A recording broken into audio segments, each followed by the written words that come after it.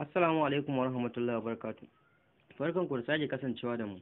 A yau insha Allah za mu koya muku yadda za ku ɗauko wannan application wato Tamox wanda zai taimaka muku wajen iya hacking da kuma yin shi kansa hacking din. Shi dai wannan application an kirkire shi ne ba dan komai ba saboda masu son su koyi hacking da kuma wanda suka iya amma yawo da kwamfuta yana musu wahala ko kuma da marasa ma'ana dai ko marasa kwamfuta a kusa. Za ku yi amfani da wannan application ne wajen biyan bukatar ku insha Allah.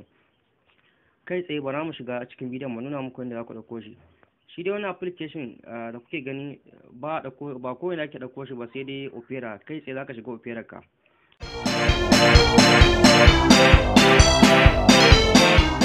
Misali ka shiga mu bari mu shiga mai amfani da wannan crypto Opera din. Yawa kamar yadda kuke gani mun shiga Opera mu. Kai tsaye zamu danna sacin ba za mu rubuta Tamox. Yawa wannan da kuke gani mun danna wannan shine Tamox, ga fuskar sa nan ta fito Tamox. To yanzu babu inda wai ka akwai Play Store zaka danna kai tsaye installing ne zai kai ka Play Store. To amma mu da yake bamu da Play Store kun ga ta kawo mu nan, sai ta kawo mu nan mu zaba ta ina muke so mu dauko shi.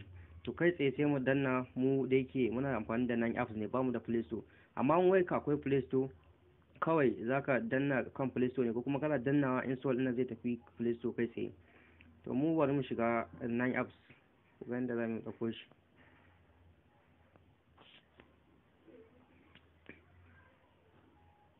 Yawa mu da yake mun dauko shi sa kai tsaye yawa gashi nan ma ya bude ma nan ko yau muka in ka tashi kun ga su da yawa dai barkatai kamfanonuwa da dama sun kirkita su, amma kai da yake baka taba installing ba kaga mu a sama sai ta sa mana uninstall the correct version, ma'ana mun install din sa to shine take so mu uninstall din sa sannan mu sake installing. To amma mu ba shine kawo ba, kai da yake kai sabon yi ne a sama za ka ganshi shine original, don da gani a sama shine original din shine wannan kashi ta sa mana wai mai updating.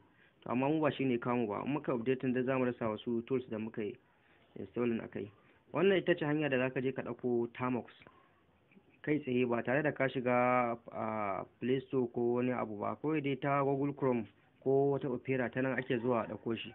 Mun gode da kasancewa da mu, ku ci gaba da biyo mu, Allah da zamu ci gaba da koya muku irin wannan abubuwa na hacking da inda zaka kare kanka da abubuwa. Mun gode.